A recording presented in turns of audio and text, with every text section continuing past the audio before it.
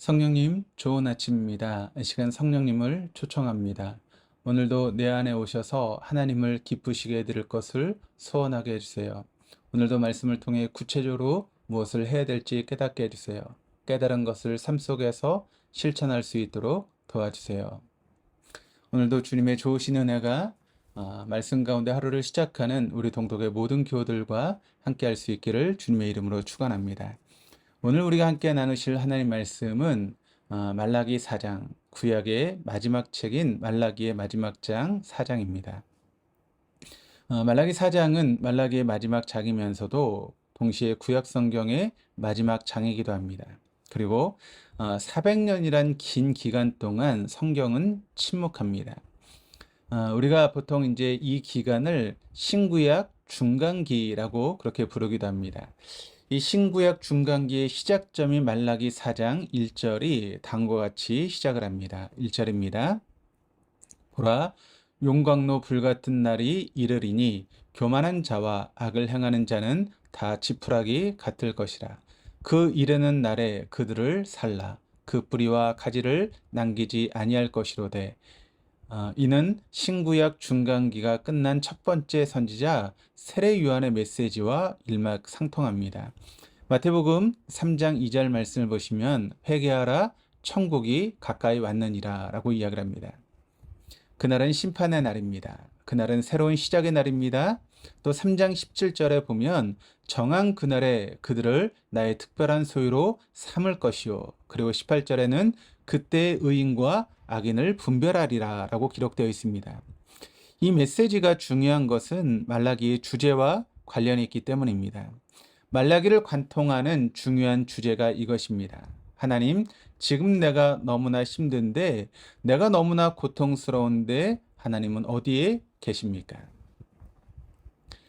바벨론 포로 생활을 정리하고 제2 출애굽을 기대하고 귀향한 이스라엘 백성들이 경험한 것은 생존 자체에 대한 위협과 조직적인 협박과 공갈 뿐이었습니다.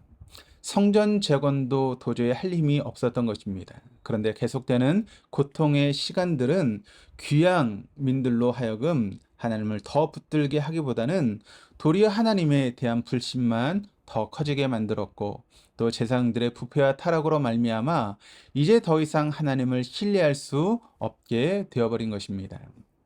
신실하게 살아야 될 이유도, 언약 백성의 의미도 짐일 뿐 아무런 의미가 없어진 것이죠.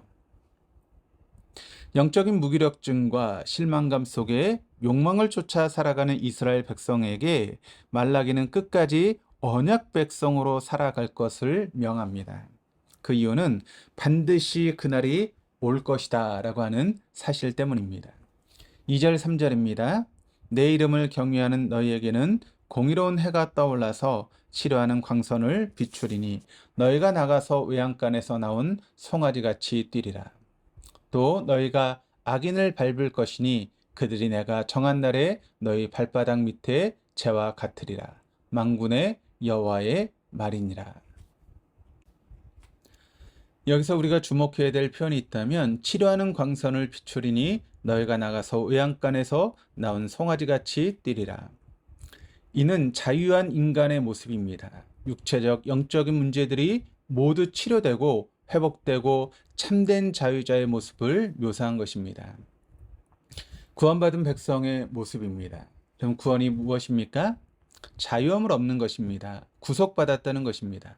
하나님께서 나의 죄의 문제를 대신 독생자 예수 그리스도의 보혈로 말미암아 죄사함을 받고 죄의 값을 대신 치러주심으로 자유자가 되었다는 것입니다.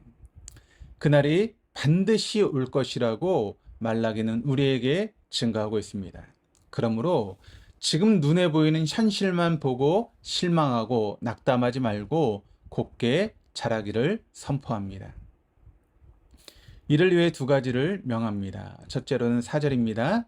너희는 내가 호렙에서 온 이스라엘을 위하여 내 종 모세에게 명령한 법, 곧 율례와 법도를 기억하라. 모세의 율법을 기억하라는 것입니다. 다른 표현으로 하면 이미 주어진 하나님의 말씀을 배우고 익히고 지키라는 것입니다. 하나님의 말씀은 변하지 않습니다. 하나님의 뜻은 바뀌지 않습니다. 그러나 인간은 새로운 시대에 새로운 무언가가 있을 것이라고 기대하며 자신의 허영을 채워보려고 합니다. 때론 기적을 바랍니다. 영적인 체험을 구합니다. 새로운 신학적인 해석으로 목회 방식으로 한 길로 가야 되는 신앙의 여정을 행사로 때로는 프로그램으로 대치하고자 하는 마음들이 있습니다. 신앙생활을 새로운 것으로 새로운 우물을 계속 파는 것이 아닙니다. 깊은 우물을 파는 것입니다. 이미 주신 말씀을 듣고 배우고 삶 속에서 살아내며 하나님께 숨겨두신 진리를 깊은 우물을 파내며 알아가고 우리의 삶을 통해 육화시켜 가는 것입니다. 둘째로 5절 6절입니다. 보라, 여호와의 크고 두려운 날이 이르기 전에 내가 선지자 엘리야를 너희에게 보내리니 그가 아버지의 마음을 자녀에게로 돌이키게 하고 자녀들의 마음을 그들의 아버지에게로 돌이키게 하리라. 돌이키지 아니하면 두렵건대 내가 와서 저주로 그 땅을 칠까 하노라 하시니라. 여기서 등장한 인물은 선지자 엘리야입니다. 여기 핵심은 여기서 엘리야가 11개에 기록된 엘리야인가 아닌가가 아니라 엘리야가 했던 역할입니다. 엘리야는 언약의 중보자로서 심판에 대해 경고하고 하나님의 은혜를 드러내는 것입니다. 이는 마치 세례 요한이 예수 그리스도의 길을 예배했던 것과 같습니다. 엘리야는 6절에 선지자적인 선포를 합니다. 그가 아버지의 마음을 자녀에게로 돌이키게 하고 자녀들은 마음을 그들의 아버지에게로 돌이키게 하리라. 이 표현은 히브리어 수거입니다. 그 뜻은 부모와 자식들이 한 마음이 된다입니다.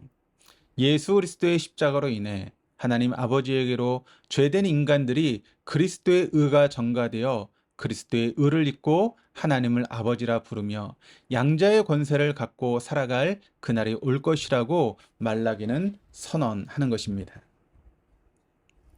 잊지 맙시다. 현실만 보면서 살아가는 것은 그리스도인의 삶이 아닙니다. 그리스도인은 이미 주신 말씀을 끝까지 붙들고 살아내는 사람들입니다. 환경이 변하지 않을 수 있습니다. 수많은 사람들의 간증처럼 치유도 회복도 기적들이 나타나지 않을 수도 있습니다. 그럼에도 불구하고 이미 주신 말씀을 붙들고 언약 백성으로 살아내는 것입니다. 동시에 마지막 날을 고대하며 살아가는 사람들입니다. 그날의 하나님 아버지와 자녀된 우리가 온전히 하나 되어 참된 기쁨 속에 살아갈 하나님의 나라를 소망하며 살아가는 것입니다. 성경은 이러한 그리스도인을 온유한 자라고 합니다. 그리고 그 온유한 자들에게 하나님께서는 땅을 기업으로 주신다 하십니다. 성경이 말하는 온유는 잘 조련된 경주말을 뜻합니다. 주신 말씀과 이뤄질 말씀으로 바르게 다듬어진 그리스도인들, 온유한 자들을 통해 하나님께서는 하나님의 나라를 맡기시고 세워 가시기 때문입니다. 온유한 자로 살아가십시다. 그리하여 하나님 나라를 기업으로 받는 동덕교회 모든 교우들 다 되어줄 수 있기를 주님의 이름으로 축원드립니다. 기도하시겠습니다. 하나님 아버지, 현실 속에서 현상만 바라보며 살아가는 인생이 아니라 이미 주신 말씀으로 앞으로 이루어주실 말씀으로 잘 다듬어진 온유한 동덕교회 모든 성도들 되게 하옵소서. 그리하여 하나님의 땅을 기업으로 받아 이 땅 가운데 하나님의 나라가 온전히 임하는 통로로 살아가게 하여 주옵소서. 감사드리며 예수 그리스도 이름으로 기도드립니다. 아멘.